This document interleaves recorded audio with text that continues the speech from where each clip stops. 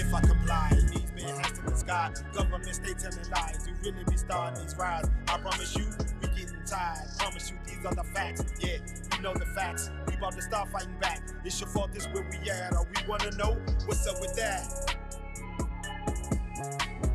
What's up with that? What's up with that? What's up with that? Yeah. What's up, what's up, what's up?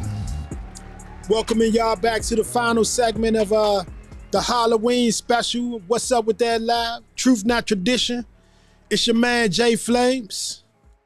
Before I finish this up, I'm gonna give a shout out to the brother Apocalypse Rich.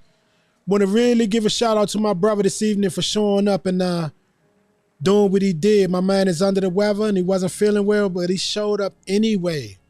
That's the commitment and the sacrifice that men of God have chosen to make throughout the years in order to make sure that you and you alone get this important information that you deserve to hear.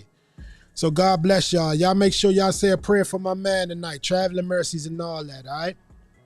So we're going to pick back up where we left off at. Remember when we left off, we had talked about several of the origins of Halloween and the origin of the practices.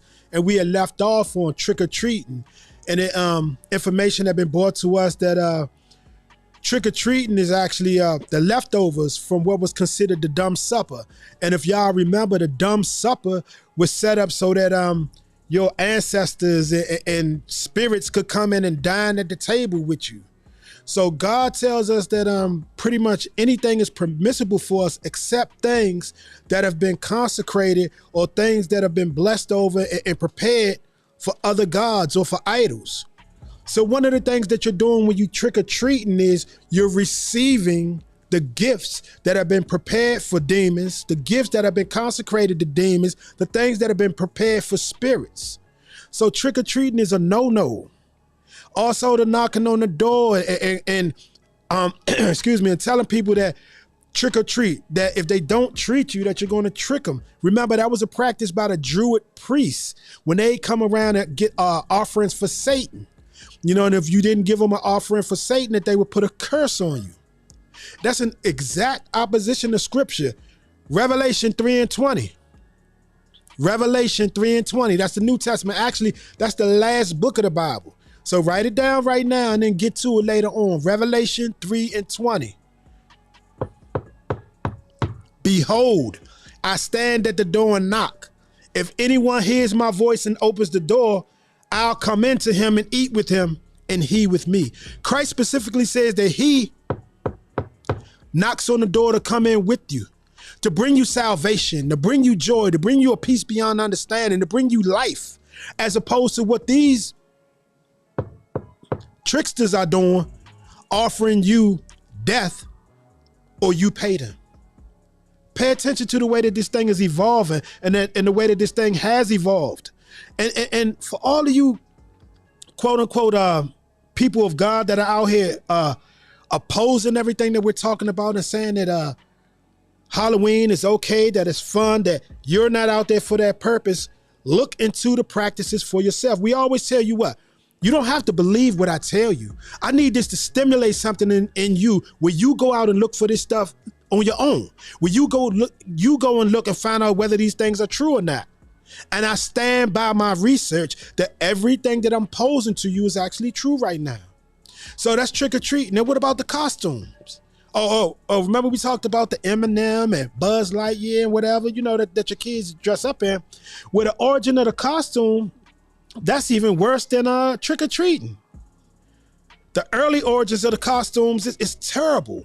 Because remember, on the evening of October 31st, remember November 1st is the New Year. So just like New Year's Eve, when you get dressed up and go out, on October 31st, they used to get dressed up.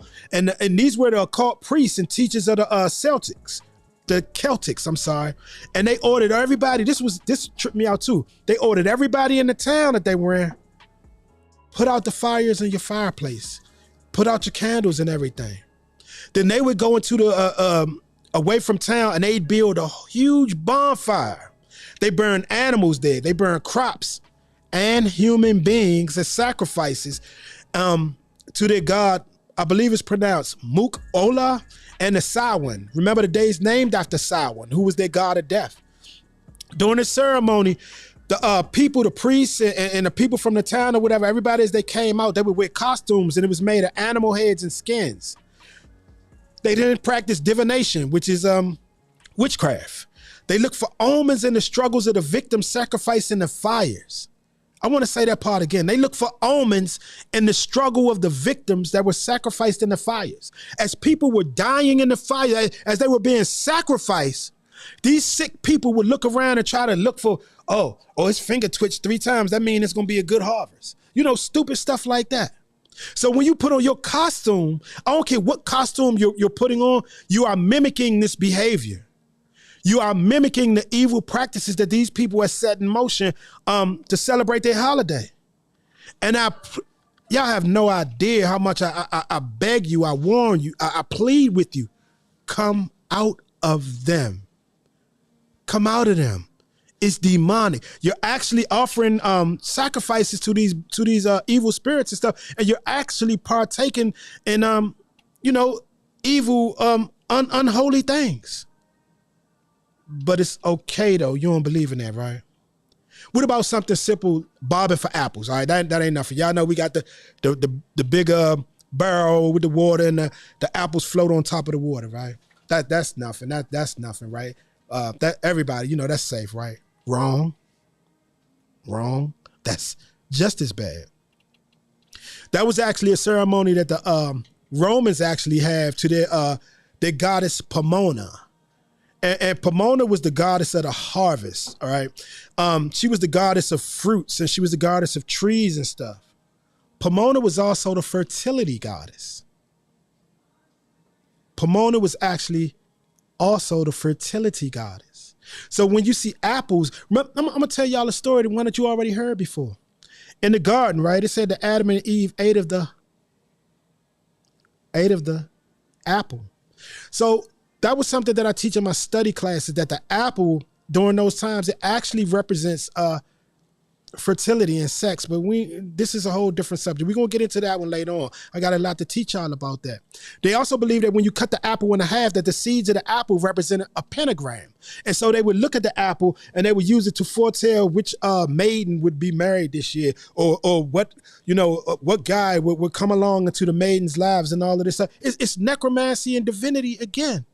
So every single one of these practices that you're doing, be it trick-or-treating, either going out looking for the candy or giving it out, dressing up in costumes, bobbing for apples, etc., the entire day, the entire eve of the new year, the entire celebration of Halloween is satanic. There's a guy named Anton LaVey, and Anton LaVey was the man who formed the Church of Satan. He was the original founder of the Church of Satan. I read one of his articles, and he bragged, and he was happy that Christian parents let their kids go out and hang with the devil worshipers and serve the devil at least one day a year. Yet we continue to do this. I excuse those of you who never heard any of this or who don't know any of this. But for those of you that do know it and just disregard it, shame on you. Shame on you. Is it that important for you or your child to be popular as opposed to be saved? What side of the fence are you on? God said you can't be wishy-washy. You can't play both sides of the fence. You can't do this and that. You can't serve me and them. So where actually do you stand on it? And seriously, think about this. Are you really prepared to make a commitment to Christ? Because if you are, first pull yourself out and then pull these kids out of it as well. And if you're not, then don't commit. And I know that people going to get on me and say, that's a horrible thing to say about telling people don't commit to Christ. No, I'm saving you by telling you not to do that. Because God says that when you're lukewarm, when you're wishy-washy, he's going to vomit you out of your mouth, out of his mouth. And when you look up that word vomit, it means violent. It means to spew. It means like cross the room, like that scene in The Exorcist where the little girl, the green stuff, that shot all the way across the room and onto the priest. It's not a pleasant thing. I'm saving you from unpleasantness. Take your time and study to show yourself approved. These are things that are important. As I told you at the beginning of this segment, at the beginning of this show this week, all of our holidays are actually evil. This one just happens to be at the center of the evil. This is literally a day dedicated to the god of death, Samhain. This is a day literally dedicated to the spirits, where they believe that the boundaries between our world and their world are thin, and they can transport into this world and do whatever they want to do. This is literally a time set apart for them. This is not a time for you to be out celebrating with them. If you're going to go out, if you're going to be out, preach against it. And there's a way to do it. I'm not talking about, the Westboro Baptist Church way. I'm not talking about that way. I'm not telling you to do it that way in violence and being derogatory. Do it through kindness. Do it through love. Do it because you care for somebody else the way that you want to be cared for. Reach out to your brothers and sisters and be like, hey. And then show them this little bit of stuff that you learned today. Tell them about the little bit of stuff that you learned today. But you can't do any of this until you do the research for yourself. We are glad and we thank you for participating with us. We are glad and we thank you for enjoying the stuff that we give you in this show. But the most important thing that we want you to do is to retain it. Retain it so that you aren't constantly caught up in thing after thing after thing after thing, because it's not going to stop. But it is very imperative upon you to be prepared and for you to know this beforehand. Notice beforehand. As Jesus told us in Matthew 24, see, I've told you beforehand. Get Halloween out your life. God bless y'all. We'll see you next week. And remember, what's up with that? Truth, not tradition. Holla. Why is it I gotta die even if I comply? These men hands to the sky. Government states on the rise. We really start this rise. I promise you, we getting time. I promise you, these are the facts. Yeah, you know the facts. We about to start fighting back. It's your fault, this where we at. Are we